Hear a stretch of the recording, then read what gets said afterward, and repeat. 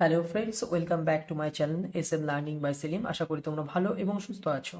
আজকে আমি তোমাদের জন্য নিয়ে চলে এসেছি নতুন আরেকটি ভিডিও।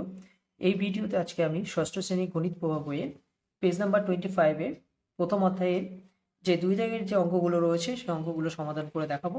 তো ভিডিওটি শুরু করার আগে তোমরা অবশ্যই আমার চ্যানেলটিকে সাবস্ক্রাইব করবে, লাইক করবে, কমেন্ট করবে এবং শেয়ার করবে। আর নোটিফিকেশন যে বেলটি রয়েছে বেলটিকে অবশ্যই ক্লিক করবে যাতে পরের ভিডিওগুলি তোমাদের কাছে চলে আসে। তো ভিডিওটি শুরু করা যাক। দুয়ের এর অঙ্কটা কি বলা হয়েছে দেখো, অর্ধেক রুটি বলতে মোট রুটির কত অংশ দেখি। তো দেখো, আমি অঙ্কটা প্রথমে লিখে নেবো। গোটা রুটি বলতে আমরা কি জানি? গোটা রুটি যেটা হচ্ছে এক অংশ। অঙ্কগুলো আমরা অলরেডি আমি সমাধান করে দেখিয়েছি, কারণ অঙ্কগুলো করে দেখালে অনেকটা সময় লেগে যায়, তার জন্য আমি জাস্ট তোমাদেরকে দেখিয়ে দিচ্ছি, বুঝিয়ে দেবো। সমাধান করা আছে অঙ্কগুলো। তো ফার্স্ট আমরা লিখবো কি, গোটা রুটি। তো গোটা রুটি কত অংশ? এক অংশ। গোটা রুটি হচ্ছে এক অংশ। তাহলে অর্ধেক রুটি হবে হাফ অংশ। একের অর্ধেক হবে হাফ। অতএব এটা বলেছে মোট রুটির কত অংশ, তাহলে মোট রুটি এটা হবে 2/1 এটা কি হবে? মোট 2/1। এইটুকুই উত্তর হবে এটা। দ্বিতীয় কোশ্চেনে কি বলা হয়েছে? দ্বিতীয় কোশ্চেনে বলা হয়েছে, আমার কাছে একটি বড় চকলেট আছে। আমি সেই চকোলেটকে সমান 8টি টুকরো করে তার 3 টুকরো বোনকে, 2 টুকরো ভাইকে দিলাম, বাকি টুকরোগুলো নিজে খেলাম। তাহলে দেখো, চকলেটের সমান 8টা টুকরো করেছে, তার মধ্যে 3টে দিচ্ছে বোনকে, 8টার মধ্যে 3টে বোনকে দিচ্ছে আর 2টো দিচ্ছে ভাইকে, তাহলে 8টার মধ্যে 2টো ভাইকে দিচ্ছে। তাহলে প্রশ্ন করছে কি, আমরা কে কে চকোলেটে কত অংশ পাচ্ছি। তাহলে দ্বিতীয় অঙ্কটা দেখো। তাহলে আমি এটা ধরে নেব, যেহেতু আমি চকলেটটা জানি না কত অংশ, তাহলে আমি ধরে নেব যে মনে করি যে মোট চকলেট, বা ধরি মোট চকলেট হচ্ছে এক অংশ। তাহলে মোট চকলেটের কত ভাগের? 8 ভাগের। কত ভাগ? বোনকে দেওয়া হচ্ছে 3 ভাগ, তাহলে 8 ভাগের 3 ভাগ বোনকে দেওয়া হলো, এটা আমি উল্লেখ করে দেবো। দ্বিতীয়টা লিখবো আমি, দ্বিতীয় লাইনে, যে মোট 8 ভাগের 2 ভাগ ভাইকে দেওয়া হচ্ছে। তাহলে আমি পেলাম, তাহলে আমি কতটা পাচ্ছি? তাহলে এক মোট যে সম্পূর্ণ মানে যে অংশটা রয়েছে, মোট যে চকলেটটা, মোট চকলেট কতটা? এক অংশ। তাহলে এই এক অংশ থেকে আমরা এই যে দুই ভাই এবং বোনকে যেটা দেওয়া আছে এই দুটো যোগ করে এটা থেকে বিয়োগ করে দেবো। তাহলে আমরা 1 - 8, আর 8 লস 8 লস কত হচ্ছে? 8, তাই তো? 8 হচ্ছে। তাহলে 8 দিয়ে 8কে ভাগ করবে 1, 1 দিয়ে 3কে গুণ, 3 1 কে 3 যোগ, এইটা সেম একই পদ্ধতিতে করবে, তাহলে কত আসবে? 2। তাহলে 1 - 5/8, 8 - 5। এবার 8 - 5টা আমরা কি করে পেলাম? 8 দিয়ে আমরা 1কে গুণ করবো, 8 1 8 -5 মানে বিয়োগ 5। আর এখানে 8টা নেমে আসবে, তাহলে 8 থেকে 5 বিয়োগ করলে 3, 3/8। তাহলে উত্তরটা কি লিখবো? উত্তরটা এটা লিখবো যে বোন কতটা পাচ্ছে? 3/8 ভাই কতটা পাচ্ছে? 2/8। অলরেডি দুটো উল্লেখ করা আছে।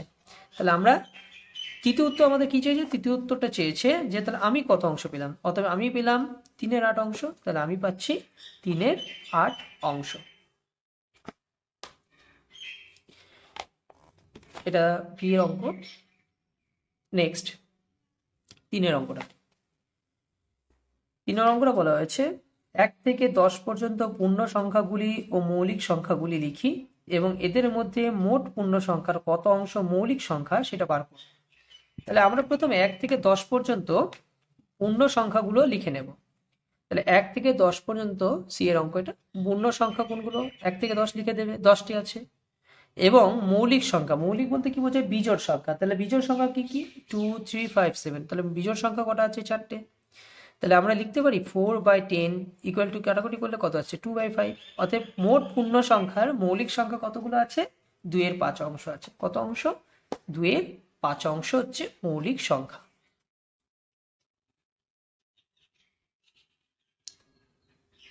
নেক্সট, ডি এর অঙ্কটা। ঝুড়িতে কিছু কমলা লেবু আছে। অর্ধেক লেবু দাদুকে দেওয়ার পরে ঝুড়িতে 2টি লেবুই পড়ে রইল। তাহলে ঝুড়িতে কমলা লেবু আছে কতটা জানা নেই। অর্ধেক লেবু দাদুকে দেওয়ার পরে বলছে 2টি পড়ে আছে, তাহলে দাদুকে আগে মানে দাদুকে দেওয়ার আগে কতগুলো লেবু ঝুড়িতে ছিল। তাহলে আমরা লিখবো যে অর্ধেক লেবু সমান সমান আমরা জানি কি হাফ অংশ। এটা হচ্ছে অর্ধেক। তার সম্পূর্ণ যদি আমি লিখি তাহলে কত হবে? 1। তাহলে দাদুকে দেওয়ার আগে ঝুড়িতে লেবু ছিল কত? 1 অংশ, এটা ধরে নিচ্ছি। তাহলে ঝুড়িতে এখন লেবুর সংখ্যা কত? তাহলে 2। তাহলে হাফ 1/2 অংশ ইজ ইকুয়াল টু 2। তাহলে 1 অংশ সমান সমান 2 এর সাথে 2টা গুণ হয়ে যাবে 4। তাহলে 1 অংশ সমান সমান 4। দাদুকে দেওয়ার আগে ঝুড়িতে কটা লেবু ছিল? 4টি লেবু ছিল।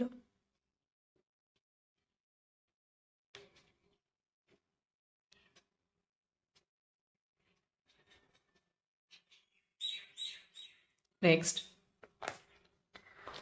ইয়েরটা, একই মাপের দুটি গ্লাস, একই পরিমাণ শরবত তৈরি করা হলো। প্রথম গ্লাসে শরবতের চিনি আছে 1/5 এবং দ্বিতীয় গ্লাসে শরবতের চিনি আছে 2/7। তাহলে শরবত খাওয়ার আগে কোন গ্লাসে শরবত বেশি মিষ্টি সেটা কি করে বার করব? তাহলে আমরা প্রথমে লিখে নেব যে প্রথম গ্লাসে কত চিনি আছে, দ্বিতীয় গ্লাসে কত চিনি আছে। প্রথম গ্লাসে আছে 1/5, দ্বিতীয় গ্লাসে 2/7। তাহলে এই যে 5 এবং 7, এই 5 এবং 7-এর লসাগু করব। তাহলে 5 7-এর লসাগু করে কত পাচ্ছি আমরা? 35 পাচ্ছি। তো এই যে রাশিটা আছে, এই যে ভগ্নাংশটা লিখে নেব। এবার এখানে আমরা পাচ্ছি কত? 35। তাহলে তাহলে আমরা 1-কে 7 দিয়ে একবার গুণ করে দেবো, 5-কে একবার 7 দিয়ে গুণ করে দেবো। ঠিক আছে, তাহলে কত আসবে? 7/35। আচ্ছা, এবার 2/7 যে ভগ্নাংশটা আছে এটা লিখে নেবে। একে একবার 5 দিয়ে ভাগ করবে, এটাকে আবার 5 দিয়ে ভাগ করবে। তাহলে এবার প্রশ্ন হতে পারে যে এখানে যে 7 দিয়ে ভাগ করছি, 7টা কি করে পাচ্ছি, আর এখানে যে 5 দিয়ে ভাগ করছি, গুণ করছি, সরি, গুণটা কি, 5টা কি করে পাচ্ছি? তো দেখো, 5 দিয়ে তোমরা 35-কে ভাঙবে, কত হবে? তাহলে 35-কে, এটা রাফে দেখিয়ে দিচ্ছি, 35-কে যদি আমরা 5 দিয়ে ভাগ করি তাহলে কত হবে? 7। এবং 35-কে যদি আমরা 7 দিয়ে ভাগ করি কত হবে? 5। তো এখানে 5 দিয়ে যখন ভাগ করেছি তখন 7 পেয়েছি, তার জন্য দুটোকেই 7 দিয়ে গুণ করতে হবে। এবং এই 7 দিয়ে যখন 35-কে ভাগ করেছি তখন আমরা পাচ্ছি কত? 5, তার জন্য দুটোকে 5 দিয়ে গুণ। ঠিক আছে, তাহলে আমরা 7/35, 10/35 পেলাম। এবার মূল রাশি কোনটা, মূল ভগ্নাংশ কোনটা? এটা। তাহলে সব থেকে ছোট কোনটা? 1/5, আর সব থেকে বড় কোনটা? 2/7। তো এটা।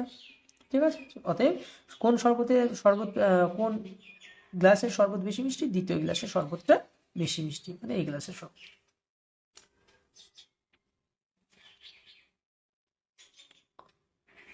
নেক্সট এফ এর অঙ্কটা, স্কুলের গেটের 5/7 অংশ রং করা হয়ে গেছে, কত অংশ রং করতে এখনো বাকি আছে? স্কুলের গেটটা আমি কতটা জানি না, তাহলে ধরে নেব যে গেটটি মোট 1 অংশ, রং করা হয়েছে কত? 5/7 অংশ। তাহলে বাকি আছে কতটা বার করতে গেলে মোট যে পরিমাণ গেট, যে অংশটা গেট, কত অংশ? 1 অংশ থেকে এটা বিয়োগ করলে হয়ে যাবে। তাহলে 7 7 বিয়োগ 5, নিচে 7, 7 থেকে 5 বিয়োগ করলে 2/7। তাহলে রং করতে কতটা বাকি আছে? এখনো রং করতে 2/7 অংশ বাকি আছে। স্কুলের গেটটা রং করতে এখনো 2/7 অংশ বাকি আছে, মানে মোট ধরে নেবে গেটটা, মোট অংশ কতটা ধরে নেবে সেটা থেকে বিয়োগ করলে বেরিয়ে আসবে যে কত অংশ রং করতে বাকি আছে। নেক্সট জি একটা কি বলা হচ্ছে, আমার কাছে 20 টাকা আছে, আমি 5 টাকা খরচ করলাম, আমি আমার টাকার কত অংশ খরচ করলাম এবং কত অংশ এখন আমার কাছে আছে বার করতে হবে। আচ্ছা, আমার কাছে আছে কত টাকা? 20 টাকা। আমি খরচ করলাম কত? 5 টাকা। তাহলে 5/20, এটা কাটাকুটি করে দাও, 1/4। তাহলে আমি আমার টাকার কত অংশ খরচ করলাম? 1/4 অংশ। তাহলে বেরিয়ে গেছে কত অংশ খরচ করেছি।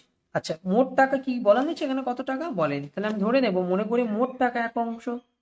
এবার এখন আমার কাছে কত টাকা আছে বার করতে গেলে কি করতে হবে? আমি যে খরচ করেছি যেটা, আর আমার কাছে যে পরিমাণ টাকাটা আছে মোট টাকা, সেটা থেকে এটা বিয়োগ করলে, খরচ করেছি যেটা, বিয়োগ করলে বেরিয়ে যাবে। তাহলে কত আসছে? 3/4 অংশ। অতএব আমি আমার টাকার 1/4 অংশ খরচ করলাম এবং 3/4 অংশ এখন আমার কাছে রয়েছে।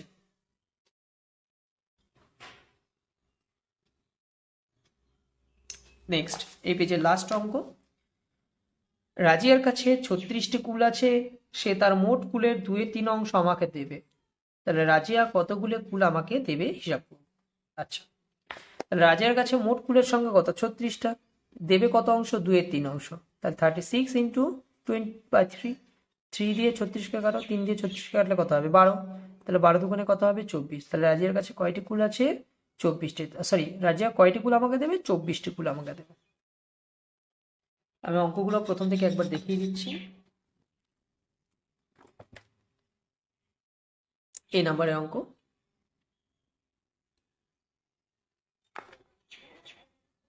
বি এর অঙ্ক, এটা সি। অঙ্কগুলি প্রথম অধ্যায়ের, ষষ্ঠ শ্রেণীর প্রথম অধ্যায় আমার গণিত প্রভার পেজ নাম্বার 25 এর অঙ্ক এগুলো। এ থেকে এইচ পর্যন্ত যে অঙ্কগুলো রয়েছে সেই অঙ্কগুলির সমাধান এগুলো। ভিডিওটি যদি ভালো লেগে থাকে তোমরা অবশ্যই ভিডিওটিতে একটি লাইক করবে এবং চ্যানেলে নতুন হয়ে থাকলে অবশ্যই আমার চ্যানেলটিকে সাবস্ক্রাইব করবে।